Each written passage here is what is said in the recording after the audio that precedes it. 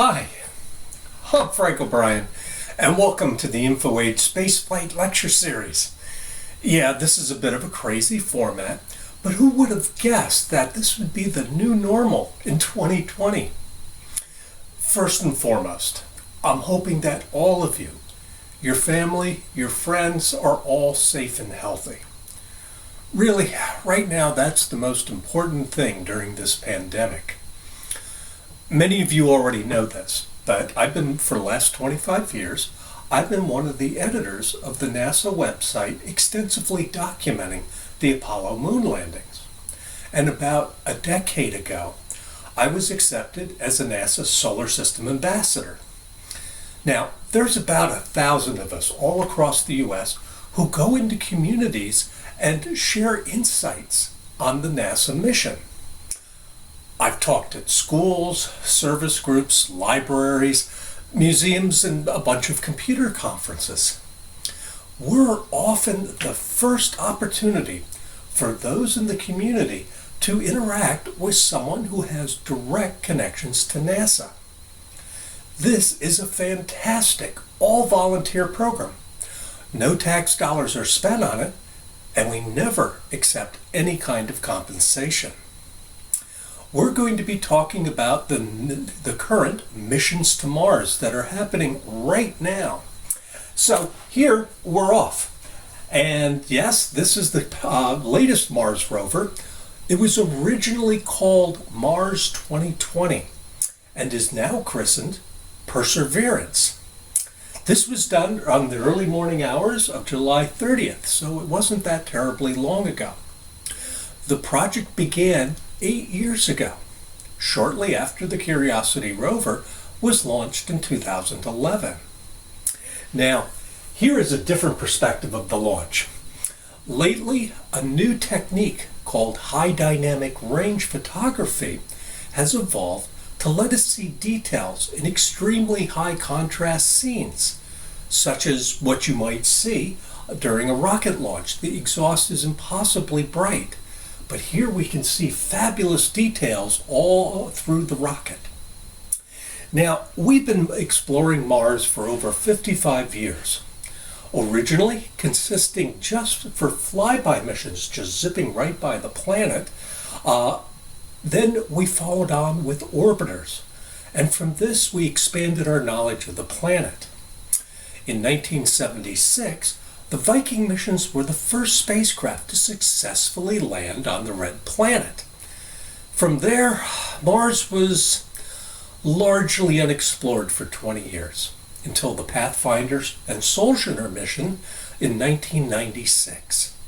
This began a nearly constant campaign to launch missions to Mars in almost every opportunity we could.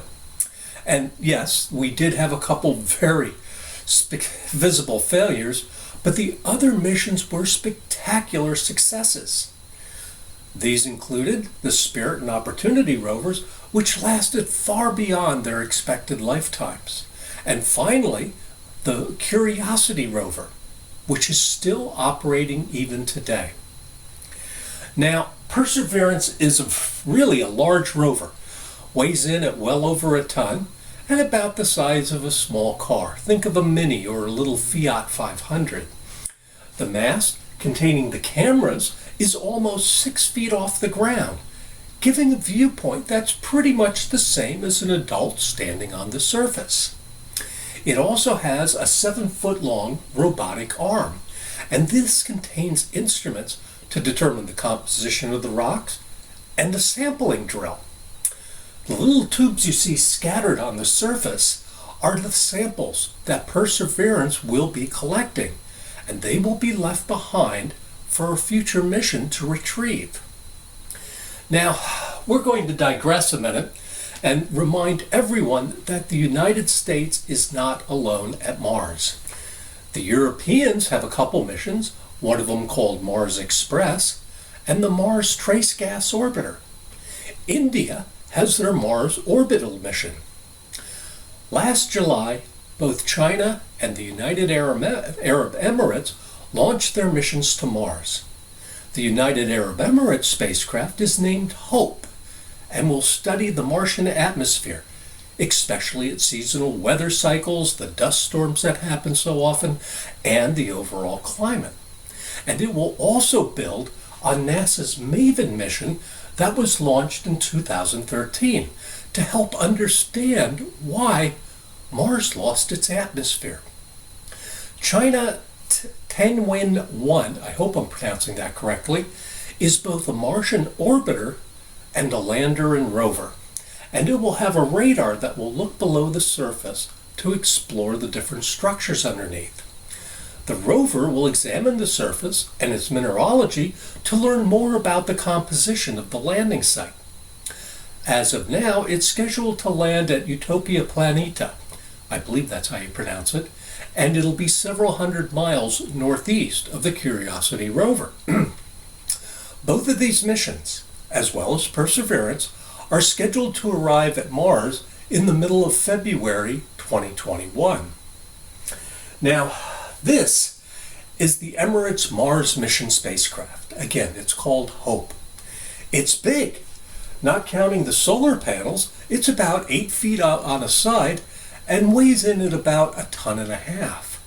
Now, it might surprise you, but the United Arab Emirates has a very active space program. It has several satellites in orbit, and although the HOPE mission is its very first attempt to go to Mars, it is building on all of that experience. Their astronauts have even been part of the crew of the International Space Station. Now here we have an illustration of China's Tianwen-1 lander and its rover. The lander's on the bottom, and the rover, stored on top, will roll down the ramp to the surface. The combined orbiter, lander, and rover are huge. At launch, the entire spacecraft weighs in at about 5.5 tons. The rover weighs in at about 500 pounds and is about the size of the Spirit and Opportunity rovers that we launched in 2003. China has made 2 very successful landings on the moon and is using that knowledge that it gained from those missions for its new Mars effort. Now, this makes you wonder, why so many missions all at once? Well, for the most efficient flight path, an opportunity to launch a spacecraft to Mars can only occur every 26 months or so. This is when the Earth and Mars are both on approximately the same side of the Sun. Now, just like throwing a football to a receiver who is running downfield, you don't want to aim where that receiver is at that moment. Rather, you want to aim where the receiver will be when the ball reaches him. Now here, in a journey to Mars of 7 or 8 months, we have to aim our spacecraft to where Mars will be in the future. Now, I know this is a very, very busy chart, and it's not very intuitive and certainly not easy to understand. So we're not going to go into any real detail. But for mission planners, this is an essential tool, as it shows all the different trade-offs for when you can launch your mission. The plot shows the planners the trade-offs between how much energy is needed to reach Mars, the time it'll take for the spacecraft to arrive, and how fast it'll be going once it gets there. All of these are key trade-offs when planning a mission. By choosing the center bullseye of the plots, there's 2 of them, you minimize the velocity you need to get there. And for a given rocket, this translates into how large of a spacecraft you can send. But having chosen that, you are now constrained as how long the mission will be and the final velocity once you arrive. Most importantly, it also shows the dates when it's possible to launch. If these compromises aren't acceptable, well, then it's back to the drawing board, and you have to make changes to your mission or your spacecraft so that it will be acceptable.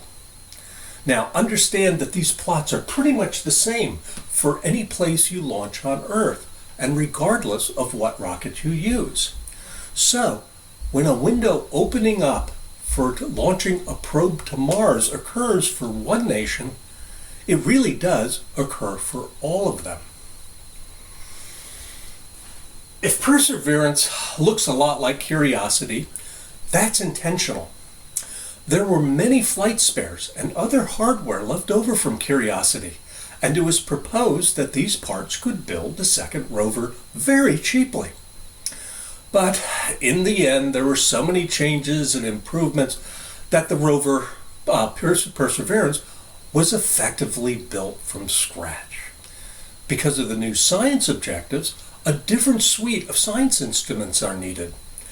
There's no onboard chemistry laboratory like there is on Curiosity. Now, this is rationalized by the fact that the samples are to be returned to Earth, where far, far more comprehensive studies are possible. The dramatic landing sequence that Curiosity used in 2011 will be used again. The sky crane is terribly complex and introduces a large number of its own additional risks. But right now it's currently the only way we have to get a 1-ton rover onto the surface of Mars.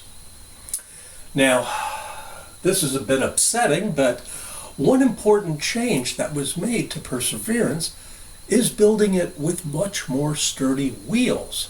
The design used on Curiosity has proven to be far too weak, and you can see that the wheels have a large number of holes ripped into them. If this continues, Curiosity will not be able to move on the surface. It can't be a rover anymore. So, as a result, driving on Mars is being done very, very carefully so that no more damage will be done. Engineers have designed stronger and sturdier wheels for Perseverance, and these should last much, much longer. Now, the primary mission is to land where there is a high potential, to find past microbial life. It's important to say, essential to say, that Perseverance is not looking for life itself. It simply doesn't have the tools to do that. But its main mission is to collect a wide variety of samples and package them for some future mission to return back to Earth. We have no expectations of finding any living life forms where we're going to be looking. But the samples we return might, just might, contain fossilized remnants of past life, if it ever existed at all.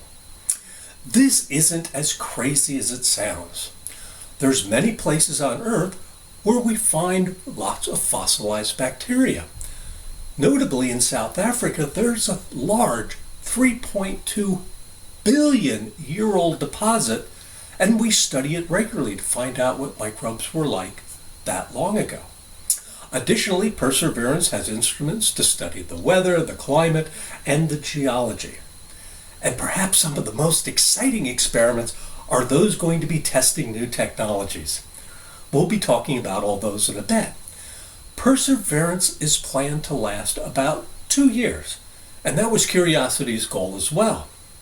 And the great thing is, after 8 years, Curiosity is still going strong, and the hope is that Perseverance will last at least that long.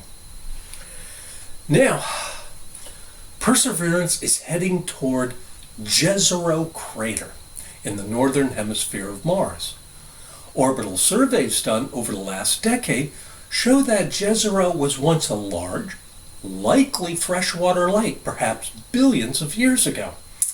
Flowing into the crater was a large river, which created an impressive river delta system. Now on Earth, these conditions are known for their rich microbiological populations. If we are to find any evidence of life that previously existed on Mars, this is a good place to look. Now, here is a false color photograph of Perseverance target. The actual landing area is in the center and a little bit off to the right. And they're landing quite near that river delta. Because different materials reflect light differently, we can get a good idea of the region's mineralogy. From Mars' orbit, we know that the region is rich in clays and sedimentary rocks, which are all created in a freshwater environment. Many potential landing sites were evaluated for Perseverance. Each had an interesting list of features that would be good to investigate. Scientists also needed to determine how safe the area was to land in and how easy it would be to drive the rover through. The selection process lasted for years, but Jezero crater eventually won out and became the consensus. We have been quite successful in landing spacecraft on Mars. Here's a map of those successful missions, starting with the very first Viking landers in 1976. You'll notice all of them, or the majority of them, are in the northern hemisphere. That's because the terrain is much higher in the southern hemisphere. A higher terrain means that there's less atmosphere above you to help slow down the lander, and it makes it far, far harder to land. Now, we were essentially blind during the Curiosity landing, and the one camera that did show the descent didn't even transmit its pictures until months afterwards. We're going to improve on that. There's a total of 23 cameras in total all over the rover, and 19 of them are used to obtain science and navigation data. The navigation cameras analyze the terrain in front and in back of the rover and build a 3D map of the terrain, which is used to make sure there's no hazards when the rover is driving. Now, traditional sensors are great for measuring things like temperatures and pressures and voltages. Cameras are essential for capturing those events that can't be measured so easily. There are 3 cameras on the back shell, the top part of that entire capsule going through the atmosphere. And this capsule protects Perseverance during entry. The cameras will record the moment the parachute is released and open. Supersonic parachute design is impossibly tough to do, and post-flight analysis showed that Curiosity's parachute was close to failure. Changes were made for Perseverance, and the cameras will record the opening dynamics. Another camera has been added to the sky crane to give kind of a bird's eye view of the landing, and it does promise to return an amazing view of the landing. In Ingenuity, the helicopter experiment, which we'll be chatting about later, there will be 2 cameras that will take stereo pictures of the local area. Wow, that's a lot of stuff packed into a small volume. This is the interior of the rover. You always wondered what was inside. And as you can see, every bit of space is filled with instruments, computers, and wiring. It really is a miracle of engineering. So your first question might be, what is all that stuff?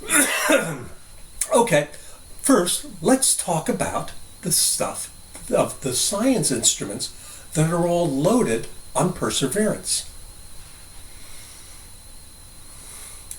Once again, the main mission of Perseverance is to collect samples and then prepare them for eventual return to Earth. Now, we won't decode all the names of each of these experiments. They're usually useful only to the scientists, and they don't shed a lot of light for us, mere mortals. On the robotic arm, we have 2 instruments that determine the composition of the rocks, which is important to know when we're taking a sample and whether that sample would be useful. Pixel beams an X-ray at the sample and can tell us the proportions of the different elements in that sample. It can't tell us how the elements are arranged into minerals and compounds and other things, but it's a great first start.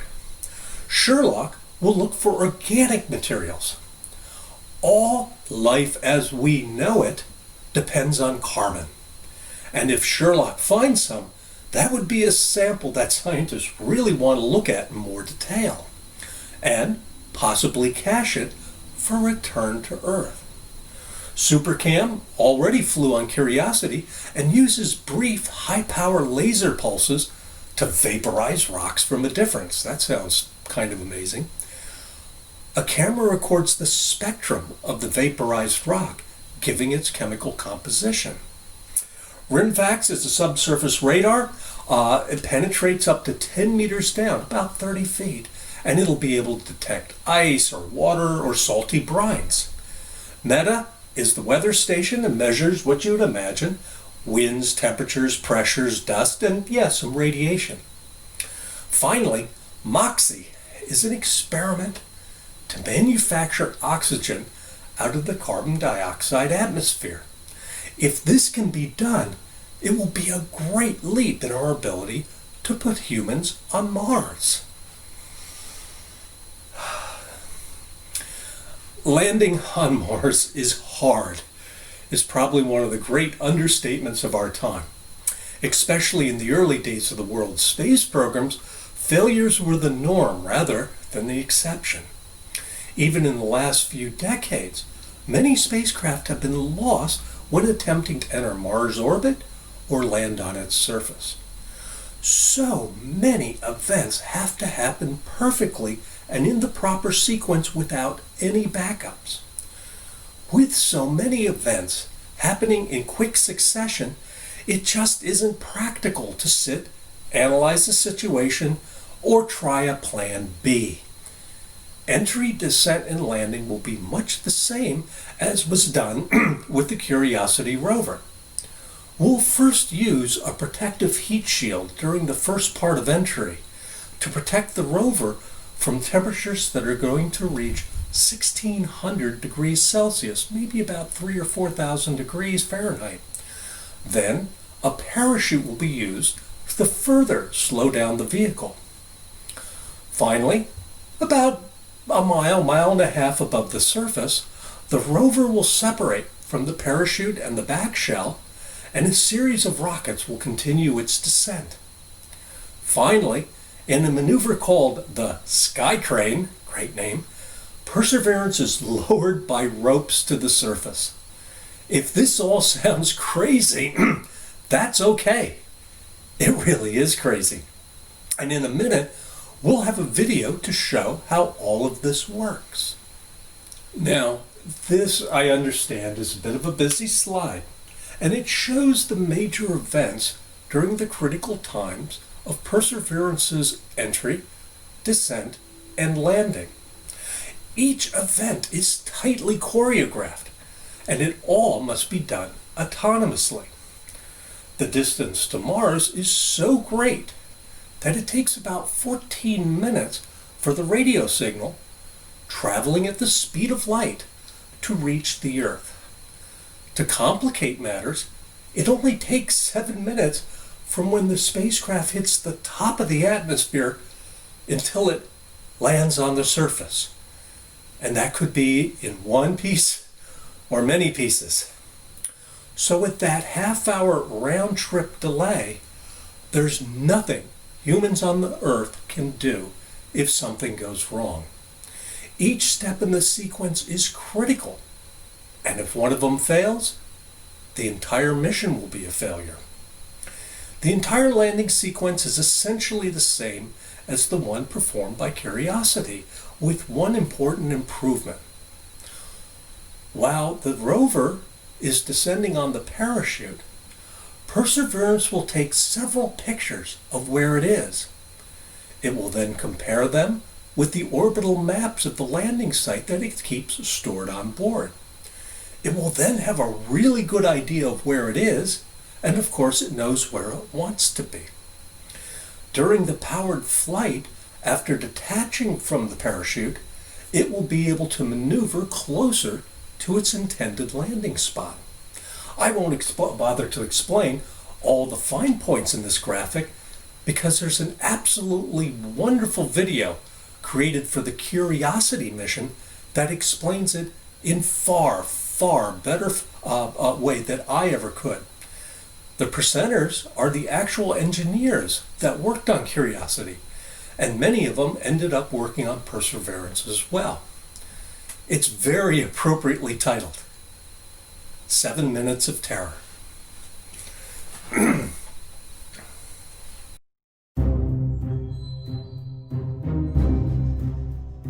When people look at it, it looks crazy. That's a very natural thing. Sometimes when we look at it, it looks crazy. It is the result of reasoned engineering thought, but it still looks crazy. From the top of the atmosphere down to the surface, it takes us 7 minutes.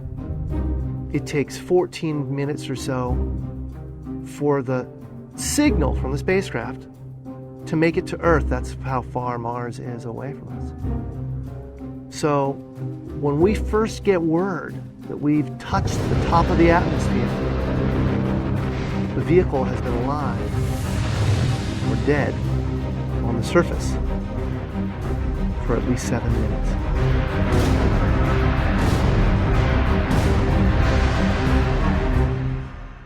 Entry, descent, and landing, also known as EDL, is referred to as the 7 minutes of terror because we've got literally 7 minutes to get from the top of the atmosphere to the surface of Mars, going from 13,000 miles an hour to 0 in perfect sequence, perfect choreography, perfect timing, and the computer has to do it all by itself with no help from the ground. If any one thing doesn't work just right, it's game over. We slam into the atmosphere and develop so much aerodynamic drag. Our heat shield, it heats up and it glows like the surface of the sun. 1,600 degrees. During entry, the vehicle is not only slowing down violently through the atmosphere, but also we are guiding it like an airplane to be able to land in a very narrow, constrained space. This is one of the biggest challenges that we're facing, and one that we had never attempted on Mars. Mars is actually really hard to slow down because it has just enough atmosphere that you have to deal with it. Otherwise, it will destroy your spacecraft. On the other hand, it doesn't have enough atmosphere to finish the job. We're still going about 1,000 miles an hour. So at that point, we use a parachute. The parachute is the largest and strongest supersonic parachute that we've ever built to date. It has to be able to withstand 65,000 pounds of force, even though the parachute itself only weighs about 100 pounds. When it opens up that fast, it's a neck-snapping 9 Gs. At that point, we have to get that heat shield off. It's like a big lens cap blocking our view of the ground to the radar. The radar has to take just the right altitude and velocity measurements at just the right time, or the rest of the landing sequence won't work. This big, huge parachute that we've got, it will only slow us down to about 200 miles an hour. And that's not slow enough to land. So we have no choice, but we've got to cut it off and then come down in rockets. Once we turn those rocket motors on, if we don't do something, we're just going to smack right back into the parachute. So the first thing we do is make this really radical divert maneuver. We fly off to the side. Diverting away from the parachute, killing our horizontal velocity and our vertical velocity, getting the rover moving straight up and down so it can look at the surface with its radar and see where we're going to land. And we head straight down to the bottom of a crater, right beside a 6-kilometer high mountain. We can't get those rocket engines too close to the ground, because if we were to descend propulsively with our engines all the way to the ground, we would essentially create this massive dust cloud. That dust cloud could then go and land on the rover. It could damage mechanisms and it could damage instruments. So the way we solve that problem is by using the sky crane maneuver. 20 meters above the surface, we have to lower the rover below us on a tether that's 21 feet long, and then gently deposit it on its wheels on the surface. as the rover touches down and is now on the ground, the descent stage, it's in a collision course with the rover. We must cut the bridle immediately and fly the descent stage to a safe distance from the rover.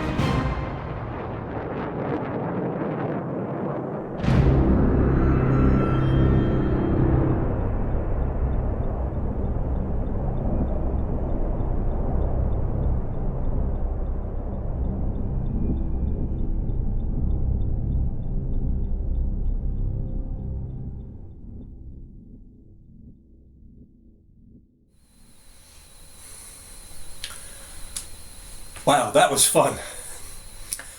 One of the more interesting and exciting technology demonstrations is that of a small helicopter that we're including on the mission. The helicopter is named Ingenuity. Now, it's not essential for Perseverance's primary mission, which is to collect samples to eventually come back to Earth, but allows engineers to see if powered flight is a practical option for those missions. Really, Ingenuity is probably more of a drone than a helicopter, but that's really splitting hairs a bit. The biggest challenge is that Mars's atmosphere is just 1% of Earth's, and about the equivalent of being 19 miles up. On Earth, most helicopters can't fly above 20,000 feet, and that's about 4 miles. The atmosphere is so thin that the rotors have to spin at nearly the speed of sound. So to make this happen, the helicopter, Ingenuity, has to be incredibly light. It only weighs about 4 pounds, and its rotors span 4 feet. Hops are only going to be about 90 seconds long, and it won't go much more above 15 feet. Still, that's pretty cool. Ingenuity is strapped to the bottom of the rover, and it'll be dropped off, and it'll end up making about 5 flights over about a month. During that time, it'll collect data on how well the flight went, and it will also take a few pictures of the local area. I can only imagine how neat some of those pictures are going to be. Now, this is the most important task for Perseverance when it gets to Mars. We'll be gathering and documenting a large number of rock samples that will be sealed and left on the surface. Right now, we don't have any firm plans to fly a mission to retrieve those samples. But the expectations and our hopes are the Europeans will build a spacecraft to land, collect up all the samples, put them on a small rocket, and launch them back into orbit around Mars. Later, we expect that the United States will fly a mission to enter Mars orbit and then retrieve the samples and head back to Earth. This entire effort is expected to take at least 10 years. For these samples, we will not simply be collecting shovelfuls of dirt and rocks and throwing them into a bag. We have 43 sample tubes, and many will contain an exhaustively documented sample. 7 of the tubes are going to remain empty and sealed since launch to provide a control of the samples that are being returned. The sample tubes themselves aren't very large. They're maybe 1 inch around by 2.5 inches. So the size of the rock sample will be about the size of blackboard chalk or your finger. As you might expect, the tubes will be sealed completely to prevent any kind of contamination from occurring. To give you an idea of the complexity of the operation, here's a quick video showing the process of collecting and processing each one of those samples.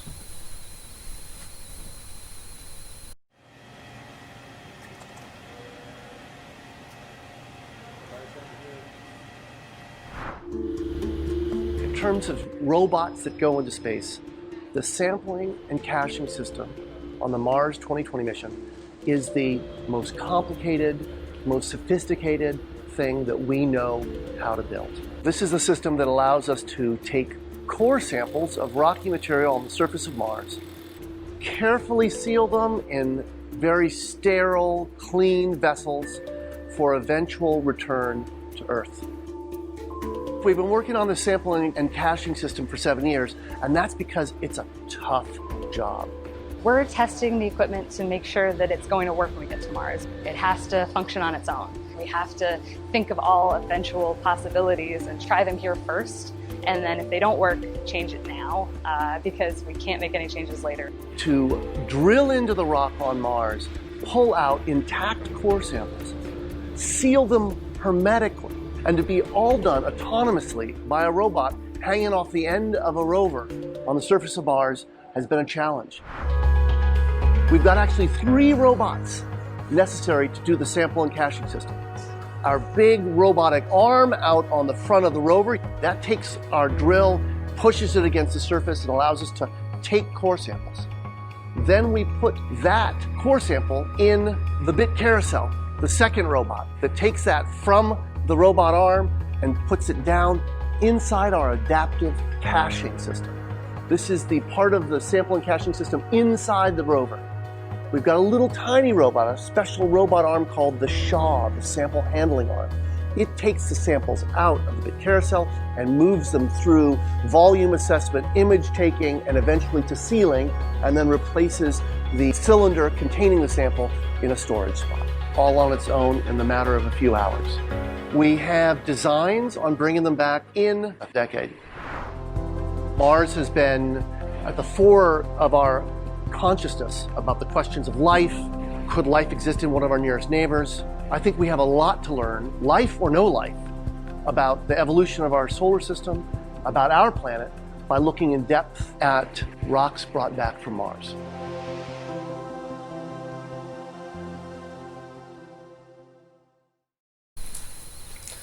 So, is there life on Mars? Yes, there's lots of informed guesses, but nobody can really be sure.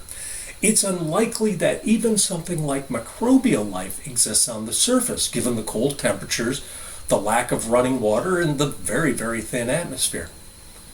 But, and this is a very, very big but, it's possible that life might exist under the surface. We have countless examples of complex life forms thriving in extreme environments on Earth. So it's impossible to say life on Mars can be absolutely ruled out. Again, the best possibility is if we were to find fossilized microbial life within the rocks. And this sounds like bad science fiction, but as we said before, there's several sites on Earth where we find such fossils that are billions of years old. Now, to be clear, we're talking about life as we know it.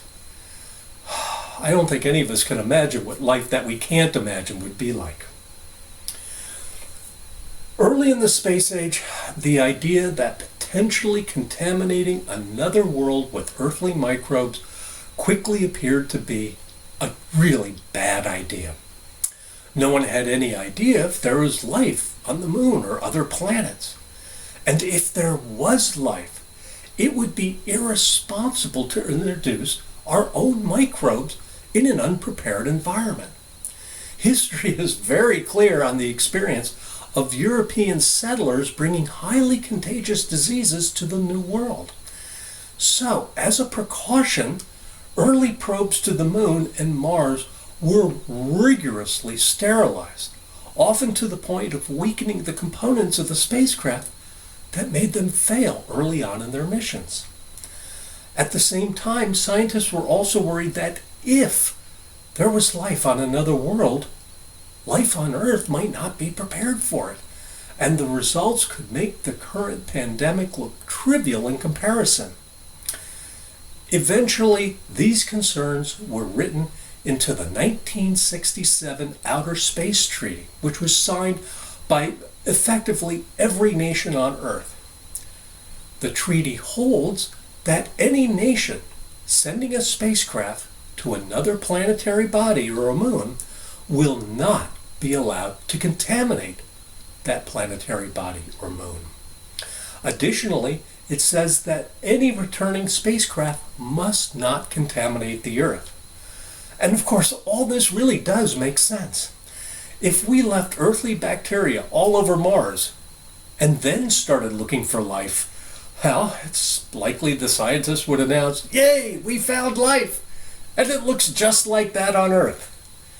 This wouldn't end very well. The concept of planetary protection has evolved somewhat, and smaller bodies such as the asteroids and moon are no longer considered habitable for life, so they're not included in this strict sterilization rule. Now, every part of the spacecraft is not just clean. It's practically sterile. This is the room where Perseverance is being assembled, and it's likely cleaner than any hospital operating room. All the engineers and technicians have to wear head-to-toe suits, head coverings, and gloves while they're in the assembly room. For the sample tubes that will be returned to Earth, the protocol is even more strict. Not only will the tubes be completely sterile, but any contamination or trace of microbes has to be cleaned out so that scientists won't be confused when the tubes are returned. So, that's our preview for the latest missions to Mars and the spacecraft that are going to be reaching it in next February's 2021 window. Perseverance is going to land on Thursday, February 18th, 2021, sometime around 4:30 in the afternoon. We know it this well. All the events are going to be carried live on NASA TV, and you can stream them from nasa.gov. And I hope you're going to be watching. Next month, I'll be presenting on the next generation of space astronomy satellites, the James Webb Space Telescope.